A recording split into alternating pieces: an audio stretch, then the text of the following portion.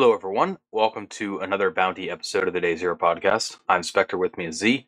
In this episode, we have an XSS to RCE in DOMPDF, an environment variables leak in Chrome, Edge, and Opera, and a container escape in the CRI-O Kubernetes engine, which we'll save for last. So first, we'll get into the uh, browser system environment variables leak. This is kind of Actually, funny. just before we jump into that, I do want to make one comment about this week's Spot the Vuln, and Yeah, go that ahead. is the first function in there. I have it as read line, and then inside of, I think it's process token, I end up using the function read data. Um, Same function, I just misnamed it in one place. So when you're reading that, uh, it's supposed to go to read line, which I don't fill out anyhow. I just explain a little bit about what it does in a comment. So if you're taking a look at that, that's what's going on there. All right, cool. So yeah, we'll start off with kind of the funny in terms of how stupid easy issue it is in some various Chromium-based browsers such as Chrome, Edge, and Opera. The bug here is in the file system access API for showing a save file dialog picker, and the bug is dead simple. If you simply use this function and specify an environment variable in the suggested name field, which is basically what it'll put for the file name by default.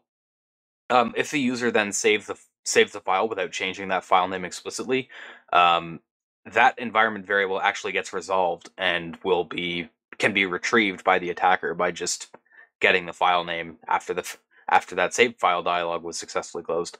So yeah, I mean, you can leak environment variables, which is pretty significant in some cases because it's not that uncommon for secrets to be stored there, whether it be API keys or tokens or something like that, Well, some form of I mean, credentials. yes, but I mean, how often is your API going to be seeing a save file dialog and like using it?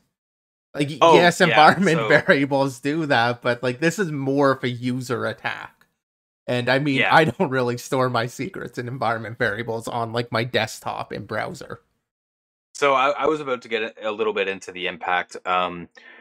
Yeah, so this only works against Windows. It doesn't work against Mac or Linux. And this is one of those attacks that has some requirements on the user. Particularly, you have to get them to, save the file dialog, which is pretty loud. And if anyone looks at the name field, it'd be pretty suspicious. Um, that said, they do detail a scenario where this could be taken advantage of in a somewhat realistic way. And that's by using the context of like a game or something like that, where the user has to hold enter, which when that JavaScript runs and the dialog is shown, since the focus automatically goes to the save button, it'll close the dialog quickly. That said, this would probably be even more suspicious if you saw this happen. Although by that point, the attacker would probably already have whatever they're trying to exfil. Like Z said, though, in a lot of cases where you have secrets and environment variables, you're like this attack is not really going to be viable. It's not too common. You see that on like a desktop user situation. Though I can think of some situations like if you're a developer and you have some tokens or something that you want to use for like let's say an access token for Git or something. You might keep that in your environment variables, and that could be useful to exfil. I But mean, your even regular everyday that's user is probably not going to have something like that that's that useful in the environment variables to exfiltrate. I mean, even that I think is a bit of an ask versus like using a environment file, um, or just passing it into your project rather than polluting like your entire system environment because this is as Gershak, I'm not sure if I said that correctly, mentions it only captures the global environment variables. So if you just set it on your user, you're not going to be able to pick that out using this. I mean, I don't think it's a terribly realistic attack on a whole, but it is interesting, that it's there. It is possible. They did get a $10,000 bounty out of it, so fair game to them on reporting it. I mean, it's an interesting bug to have. And I mean, just putting the environment variables in unexpected places can sometimes leak them. So this is just kind of a case of that. Um, but in terms of like a real attack here, I mean, like you said, save file dialogue is going to be pretty loud. Um, you have to. So I mean, I could imagine kind of the case of like leaking somebody's name, going on like the doxing aspect, and if they are using the API key, another aspect is like this is kind of a single shot at it per save dialog. So you need to know what that environment key is actually named. Random API key, it might be secret or GitHub secret or something. Or it might have, a little bit more like config or like project name config token or something like that, where it becomes a lot harder to generically target this. Shirshak says, however, isn't this Windows bug rather than Chromium? I would say it's Chromium because they should be sanitizing the suggested name before passing it to the Windows file dialog. Um, I could kind of see how you might put it on Windows, but I feel like this is more on on Chromium side. Well, so what does Firefox do? Because I I'm not noticed that totally sure because I haven't tried it. because they explicitly do call out that Brave and Firefox are safe from this. So that does tend to indicate to me that it is something specific to the browsers, although Brave is a Chromium based browser and they're not vulnerable on this, so I'd assume that has to do with some of the privacy enhancements. So perhaps they were either just aware of this and patched it at that level, just like a privacy enhancement thing or something else. I'm not sure what the actual patch was on this one. I was So thinking about I looking looked it at up. it a little bit. Um, Basically, what the fix here was to remove the percent symbol from being a legal character. So they switched out any percents for an underscore, basically. So yeah, just sanitize that suggested name field. Okay. Um, pretty Yeah, I straightforward mean, fix. I could see why you might put it on Windows also. Um, yeah, I don't know. I definitely kind of want to put this on Chromium though. I mean, it's a Windows feature being abused, but something that Chromium itself could kind of defend against. Yeah, it is one of those things where you could kind of see responsibility on both sides a little bit, but yeah, I'd edge towards Chromium. Yeah, Um, I mean, but yeah, being able to save a file with an environment like as a generic feature, a uh like some software just calling in using that, like it makes sense as a feature on Windows. Um, so yeah, I don't know. I mean, obviously, I believe they got the bounty from Chromium or from Google, so we'll yeah. put it there. And yeah, there's this image kind of down at the bottom of the README that kind of shows exactly what I was talking about with the fix. So uh, yeah, I was kind of a little bit taken aback when I looked at this initially, and I thought, usually when you see these types of browser issues where some potentially sensitive data is getting leaked, there's a bit of a complex attack scenario. But then I looked at this one, and I was like, wait a minute, you just call this one function with a field set to an environment variable, and you can just leak it like that. Like, wow, okay. So it was a lot simpler than I expected it to be, but the attack scenario is still quite an ask, I think, in terms of it being useful. So yeah, one of those bugs where it's a little bit more fun, and I don't think there's a ton of practical impact, but there could potentially be in very specific circumstances. Yeah, I mean, like I kind of mentioned, the idea of doxing, I think, could definitely be used there, perhaps. There are places where it could be used, but it is pretty targeted. It's still, I mean, I use this a lot, but a fun attack regardless. Rudamal also mentions here, I guess the reason why Firefox isn't vulnerable is because Firefox doesn't actually support the show save file picker. So, therefore, Firefox isn't vulnerable. Ah, interesting. I didn't know that. Then again, the little bit of web app dev that I do, I haven't had to do like a save file dialog. So, uh, but that's an interesting like quirk to be aware of. So cool. All right, we'll move on to another trivial issue here, which is uh, a HackerOne report that was submitted to Yoti, which is like a digital signing app. This was basically a rate limit bypass for brute forcing the PIN that you could use to access the app. Basically, on the app, it seems they intended and tried to enforce this 5-minute timeout after 5 or 6 failed attempts. Fairly standard for anything that has a PIN, especially like a short PIN. But the problem is their rate limiting here relied on the local date and time of the device. So by just changing that date and time, which you can totally do in the phone settings, you could just bypass that rate limiting and brute force the PIN. So, um, yeah, I mean, I guess just kind of demonstrating how problematic it can be to rely on user controllable data that you might not think about being as user controllable, but something like the local date and time is very controllable. And we, it reminds me of those older attacks, which I don't think you really see too much anymore because it's so well known at this point. But, bypassing trial limitations on desktop apps and stuff by changing the date and time. I remember when that was kind of a common trick to use. So, yeah, I guess just kind of breathing life into that older idea, but in this case for brute forcing pins on the Yoti iOS app. So Yeah, in fairness, like usually like something like this would be absurd to see if this were like a online system where it's sending out a request and then like checking the pin and getting like the time out of that or something. Because this is kind of device local brute force stopping, and you're kind of limited in terms of how many resources you can like look for to determine how much time has passed. Because this is just the local pin. I mean, I get why developers might choose to kind of look at that, not like said, not really thinking about the fact they can go ahead and change it.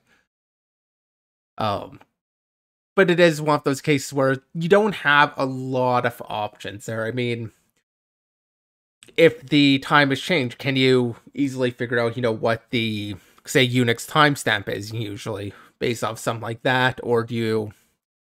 I mean, it's a harder problem to solve than it might appear. It's not just the fact that it's trusting the local time, but the fact that they are kind of doing this offline on a user-controlled device, so there aren't a lot of places you can really reach out to actually get that information.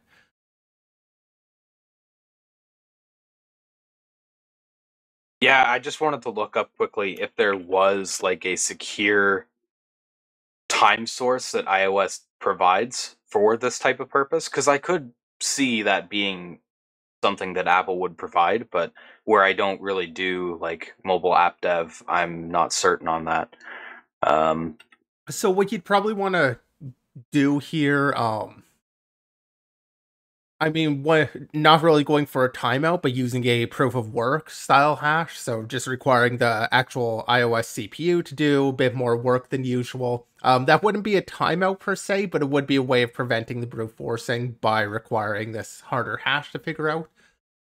Another option could just be implementing your own kind of internal ticker. So then you track like, okay, it's been this many ticks since their last pin attempt, and kind of creating a proxy to the time based off of how many ticks have gone by. I'm not entirely sure if it would work. Another option is just taking advantage of like an iOS timer for like X minutes, if that will be fooled by changing the time. I don't believe they are. I do remember looking into this once quite a long time ago.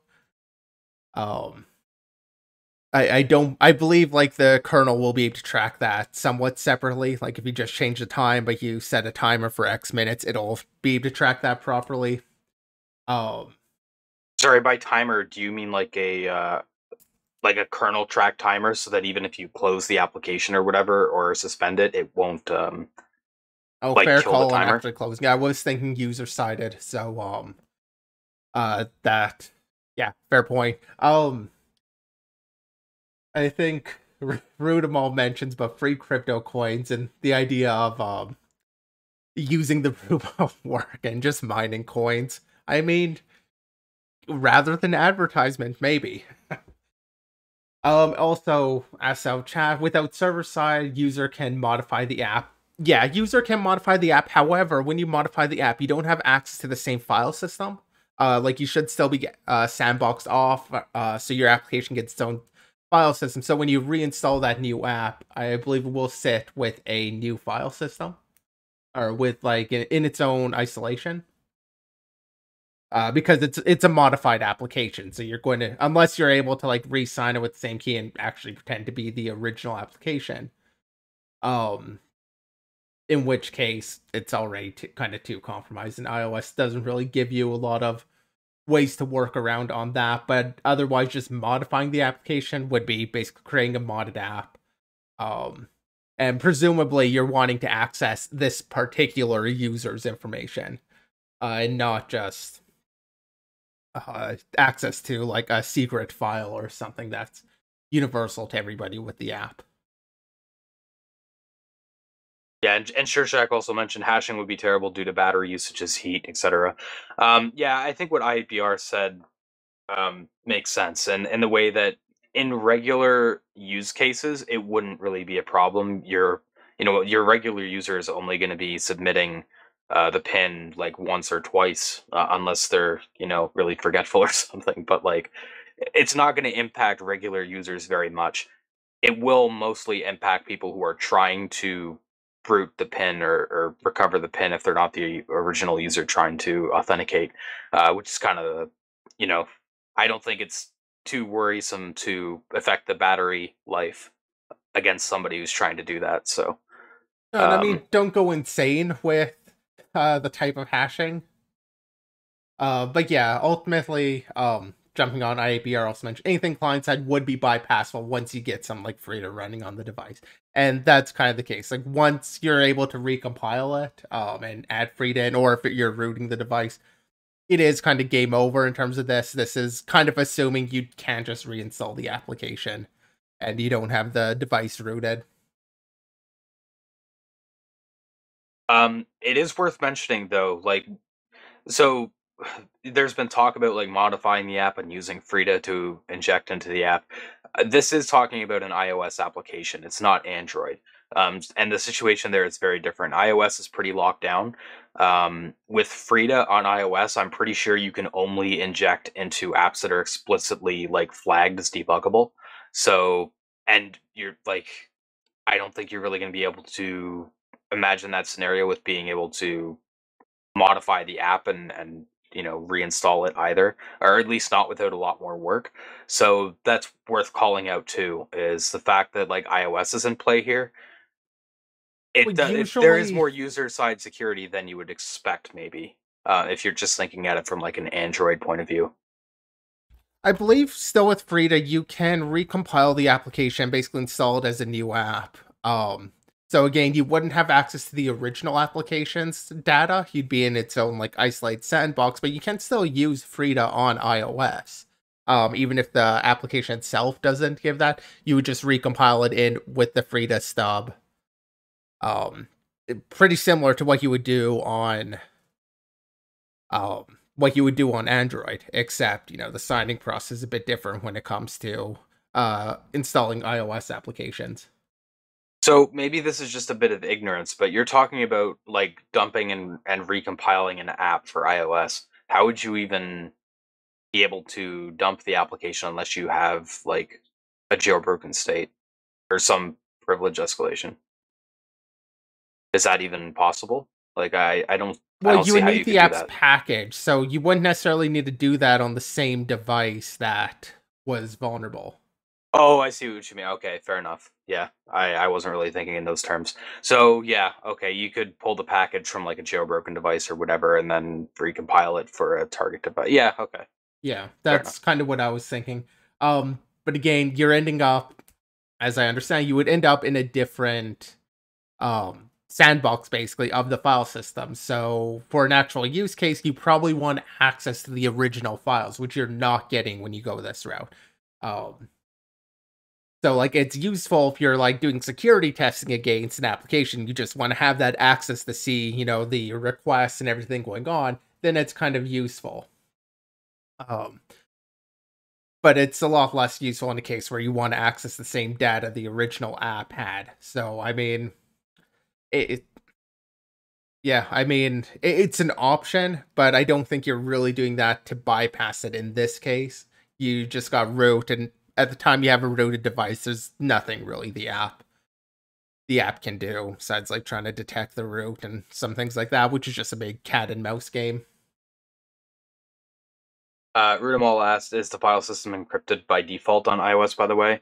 I believe if you use like a passcode or whatever on the device, there is like encrypted per app file systems that are kind of handled invisibly by the operating system. Um,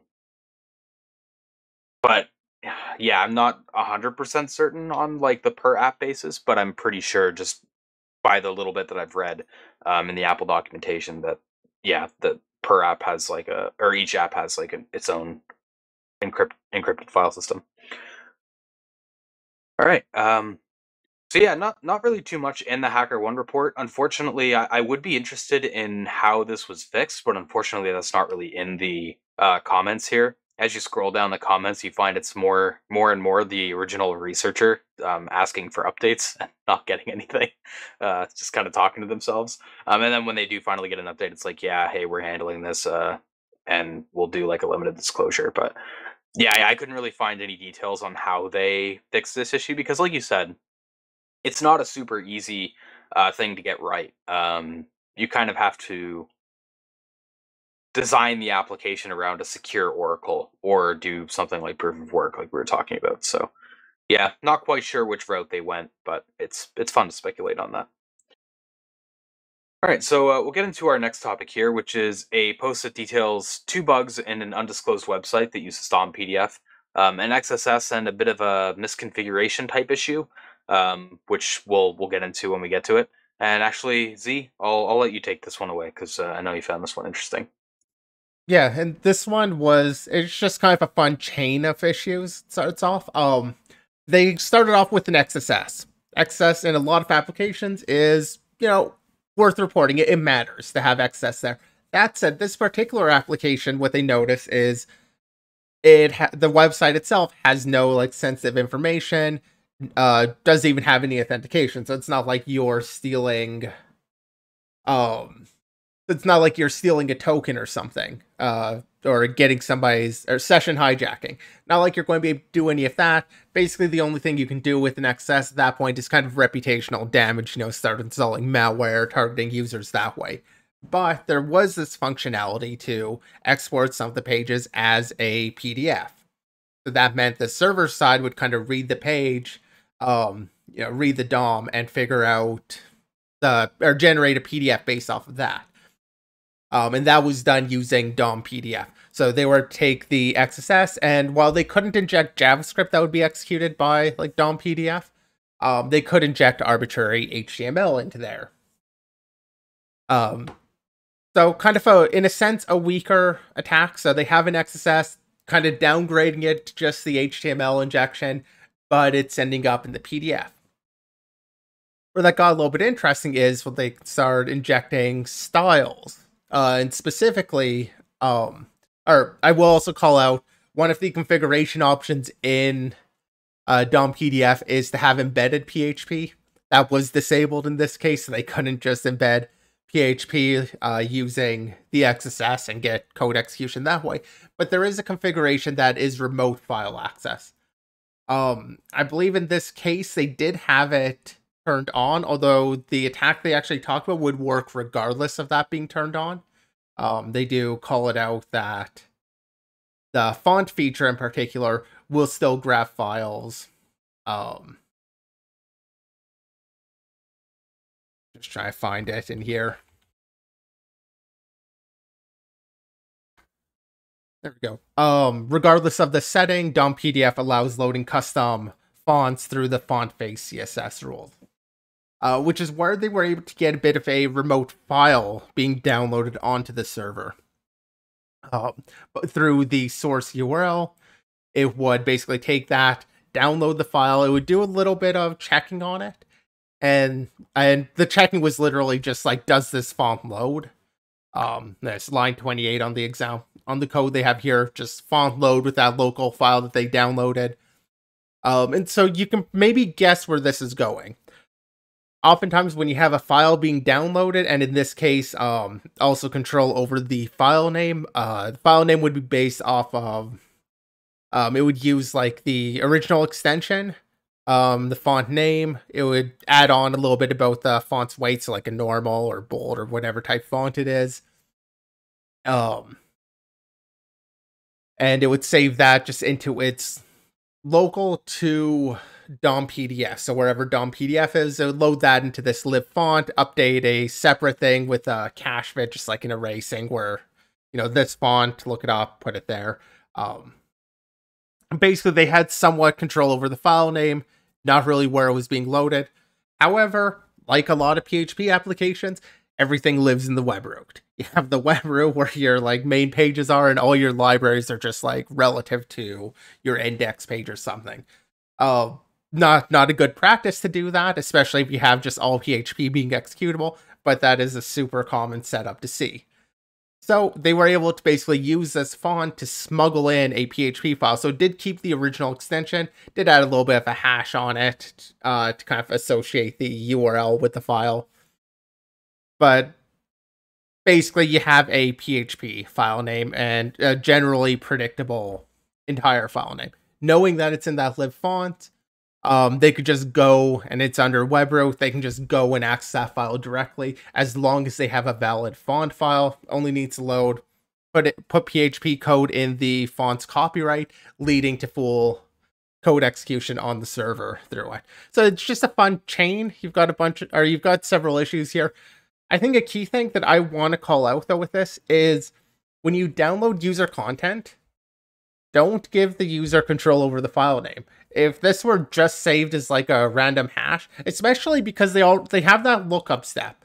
They have the font family cache file, which just contains like a mapping of font name and the file name that's located at. There's no reason to use like a pretty looking name in the file system. It doesn't matter. It just needs to be able to find it. So by doing that, even if it does live in the web root, it's not going to be executable in almost any scenario unless it's actually scanning every file. Usually it's like, looks for .php or something when the file exists and then uses the PHP runtime on it. Not storing things in web root is another big thing. Just don't do it, especially user data. For DOMPDF as a library, they don't know where they're going to be used, so they just kind of have to store relative to their own directory. That is a fair choice on their part. For somebody using it, should have a separate include path. I think those are kind of the two big things that I would call out is like, one, just looking at code, things in web root, and not giving the users influence over file names. That tends to be... The influence over file names in PHP applications specifically can really lead to a lot of bugs. Obviously, path traversal, which they did actually try and prevent here. They did prevent path traversal, but still, didn't really matter when you can just put PHP in that directory itself. Good write-up, though, too. Walk through everything, even though it is using like a demo-ish site rather than actual code. Pretty solid write-up all around, I think. Yeah, the actual target site that this was done against was like obscured and undisclosed, so they had to kind of emulate the setup a little bit with a demo. Yeah, I mean, you aptly covered it. There was kind of multiple issues here, especially on that defense in depth angle of like just don't allow, just don't put it in the web directory. One thing that I thought was interesting while you were talking was I was reading through some of the final notes, and you mentioned earlier on about the remote file fetching where like the font files and stuff would be fetched remotely even if is remote enabled was not set to true. It seems that was changed in 0.085. So they kind of call out this fact here where in the preconditions for this attack being viable, they say DOM PDF version under or equal to 0.0.8.5 is being used, or the is remote enabled is set to true. So kind of interesting that behavior kind of changed, because when you initially said it, like that seems like kind of a fair compromise to have. Like, yeah, having remote enabled set to false and then still allowing remote files is kind of weird. But when you're talking about things like or fonts and stuff, it's so common for that to be cached on like a CDN or something. So I could kind of see that exception being reasonable, but it seems that is one thing that changed in a later version. So Well, it's also um, one of those things that I feel like it's really easy when you kind of get into the weeds, just really deep into the code, to forget about the fact that there are these settings. So that you write your code and it's like, okay, let's fetch this file and just do that, not really thinking about um how it should work or how it should respect these settings. Like I think it's just easy for a developer to miss the random settings low down like that. Like, font loading isn't really where you necessarily think of for all of the remote file access. In fairness, also for DOMPDF, they do have like a very clear writing on like remote file access is probably not what you want. In terms of turning on that setting. So like they have it, it's a dangerous setting, and they're clear about it, which is exactly what they should do, is be clear about it. They just happen to miss checking that setting in one area. yeah, that's a fair call out with devs just not respecting the setting or not being fully aware of it when they were writing that feature. Um, the way I kind of read it was maybe it was intentional to support, the CDN type stuff, but yeah, Could be, I don't know. yeah, it could go either way. Not totally sure, but either way, I mean, on the later DOM PDF versions, that's something that mitigates this attack a little bit. Is the fact that that is remote enabled setting has to be set to true. All right, so we'll get into our last topic here, which is a post from CrowdStrike's research team on a named vulnerability in CRI-O, which is the container runtime engine used for Kubernetes, named cr8escape. Or I don't know if there's a better way of saying that. It's a little bit weird, but the vulnerability was introduced in a commit made in September of 2020 when they shifted to using the pins utility to set kernel options for a pod. The problem is when sysctl support was added to pins in version 1.19, attackers could set arbitrary kernel parameters with no validation on them. Um, well, a little bit of validation. It seems that CRI-O does try to validate some sysctl settings before they get mapped to pins arguments and passed to pins, but all they seem to do is ensure that the key is valid. They do some checking on the key, but they don't do checking on the value. So by just passing, plus and equals characters to set additional kernel settings, that's allowed because there's no sanitization on that on the sysctl values. The way they took advantage of it in this POC was to set the kernel core pattern setting, which is used for core dumps, to get a malicious executable ran, which is hosted in a separate pod. And Well, that's so going to that be, that binary is going to be executable, ran as root. yeah, that executable will be run on the host, not in a separate pod. So something Or sorry, crashes, yeah. and yeah, this is code execution on the host from a pod. Well, Yeah, from it's executed in anybody. the host namespace. Yeah. This is anybody that, like, there is a big ask here of this is you need to be able to deploy a container and actually set up these settings. So there's a lot of like internal attacker surface there. If you're, a corporation, have developers able to do this. Not in terms of external attackers, like you need this very high level of access to pull this off. So it would be part of perhaps a chain or something, rather than just like everybody using this is vulnerable. Like it does take kind of that insider, somebody who's already got a foothold inside of the system to be able to deploy containers. Now they're just escalating to the host root. Yeah, so a lot simpler of an attack than I expected for something of this nature. Usually, when we're talking about container escapes, it's a fairly complex and convoluted attack chain that goes in multiple steps. But in this case, um, it's literally just the fact that you can set those kernel settings and be able to trigger a core dump to get a malicious executable ran. There is a bit of like setup required by the attacker here. You have to get the pod that's hosting the malicious executable and like the target pod on the same node, which they mentioned like brute forcing for that, I believe, using daemon sets, which I'm not fully familiar with Kubernetes, so I can't really comment too much on that. But it doesn't seem like it's a big hurdle to get over. But yeah, I mean, as far as container escapes go, there's nothing too crazy going on with this attack. It's very straightforward and easy to understand, even if you're not in the Kubernetes ecosystem. So I thought it was cool for that aspect of it. I feel like we Um, actually talked about a pretty similar vulnerability recently. I think it I might have can't been on. think of one, but Well, it wasn't. It was another one where it was like the volume names, being able to set like a volume you could escape and then mount unexpected volumes like off the host or something. Um, I feel like we covered it maybe a few weeks back on a binary episode. Either way, I mean, it was, as I remember it, just another container thing where they weren't fully escaping the parameters going into actually setting up the container, leading to a wider escape. Um, so, oh no, I was reminded of that here. Unfortunately, I don't have the link to it. If I find it, I'll toss it in the show notes. I think I might have found what you're talking about, actually. It was a little bit more than a few weeks ago. It was in December, on our December 6th episode. We talked about a race condition during creation of subpath bind mounts inside of a container. Yeah, that was kind of going into the subpath storage system in Kubernetes, and but it was a little bit different with like how it worked because it was basically a talk to attack. Um, so Okay. yeah, if you want to check out what Z's referring to there, that was on our December 6th episode. What But was yeah, the? I mean, Oh, found it here.